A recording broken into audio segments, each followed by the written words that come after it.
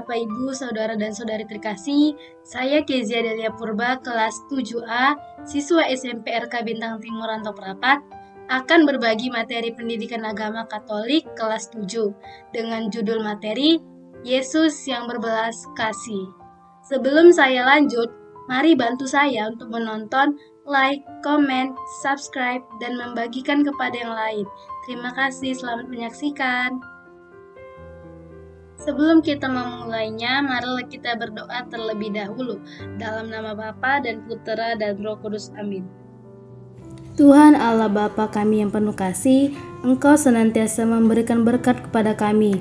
Namun kami sering masih egois, kami masih kurang peduli terhadap sesama kami. Engkau memberikan berkat secara cuma-cuma pada kami, namun kami begitu pelit untuk berbagi. Bukalah hati dan pikiran kami ya Bapa, agar kami mampu memahami ajaran Yesus Putramu untuk senantiasa mengasihi-Mu melalui sesama kami. Buatlah kami mampu untuk melawan keegoisan kami dan mampukan kami meneladan Putramu demi Kristus Tuhan dan Juru Selamat kami. Amin. Dalam nama Bapa dan Putra dan Roh Kudus. Amin. Saudara-saudari terkasih, Kalau kamu mencari data tentang kondisi sosial negara kita, maka sangat mengherankan bahwa angka kemiskinan makin bertambah. Kenyataan itu dapat kamu lihat dengan makin banyak pengemis, gelandangan, anak-anak kecil yang mengamen atau membersihkan kaca mobil tersebar di jalanan. Banyak orang mengalami kekurangan makan dan gizi. Banyak orang juga yang tidak mampu memberikan pengobatan anggota keluarganya. Banyak orang terpaksa tinggal di gubuk kecil atau di bawah kolong jembatan karena tidak mampu membangun rumah dan sebagainya. Dengan kata lain, makin banyak orang yang ada di sekitarmu yang miskin dan menderita yang membutuhkan pertolongan sesamanya. Siapa yang harus menolong mereka? Situasi yang serupa dihadapi Yesus semasa hidupnya. Banyak warga masyarakat di sekitar Yesus yang hidup dalam kemiskinan. Menghadapi situasi tersebut, Yesus tidak menyalahkan pemerintah. Ia selalu tergerak hatinya untuk menolong siapapun yang dijumpai atau yang datang kepadanya. Melalui pelajaran ini, kamu akan belajar dari Yesus yang berbelas kasih kepada orang-orang miskin, menderita, dan tertindas. Dengan demikian, dalam kehidupan sehari-hari, kamu pun menjadi pribadi yang mudah tergerak oleh belas kasih untuk senantiasa menolong mereka yang miskin dan menderita dan tertindas. Itu sesuai dengan kemampuan yang kamu miliki. Kita akan membaca kitab suci tentang periskop yang menyebut perihal Yesus yang berbelas kasih yang terdapat pada Injil Lukas bab 6 ayat 27 sampai 37. tetapi kepada kamu yang mendengarkan aku berkata, kasihilah musuhmu, berbuatlah baik kepada orang yang membenci kamu, mintalah berkat bagi orang yang mengutuk kamu, berdoalah bagi orang yang mencaci kamu. Barang siapa menampar pipimu yang satu, berikanlah juga kepadanya pipimu yang lain. Dan barang siapa yang mengambil jubahmu, biarkan juga ia mengambil bajumu.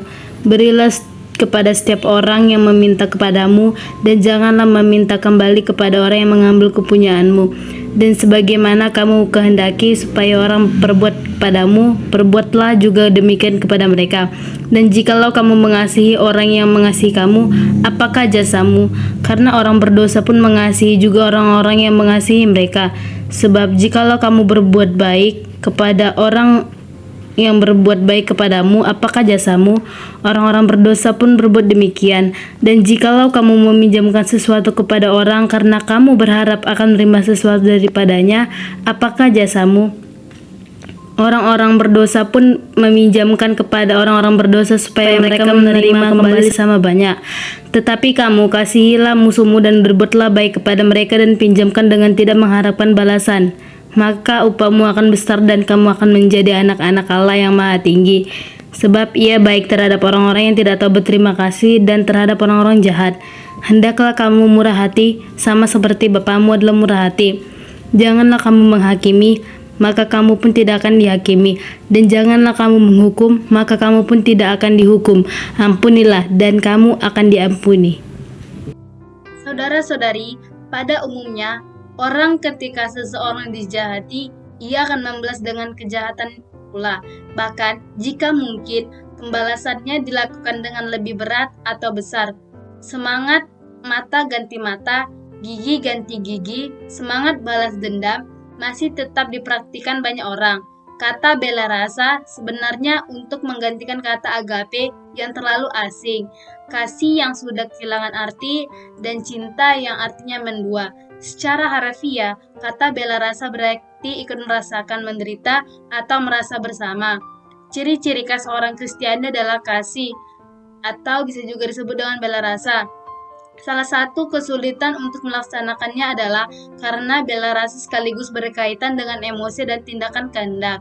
Membiasakan berbela rasa, berbelas kasih perlu dilakukan agar menjadi sebuah keutamaan. Melalui sikap dan tindakannya, Yesus ingin menyatakan cinta Allah kepada sesama manusia tanpa terkecuali. Kasih Yesus yang sungguh menguatkan dan meneguhkan orang lain, sehingga pada akhirnya orang yang menderita merasa diselamatkan dan memuliakan Allah. Yesus melakukan semua perbuatan kasih itu bukan demi mencari pengikut yang banyak, bukan pula demi popularitas, namun semua itu dilakukan demi pembebasan orang yang dikasihinya, demi kebahagiaan orang yang dikasihinya. Demikianlah yang bisa saya bagikan, semoga dapat berguna. Terima kasih, sampai jumpa. Dadah!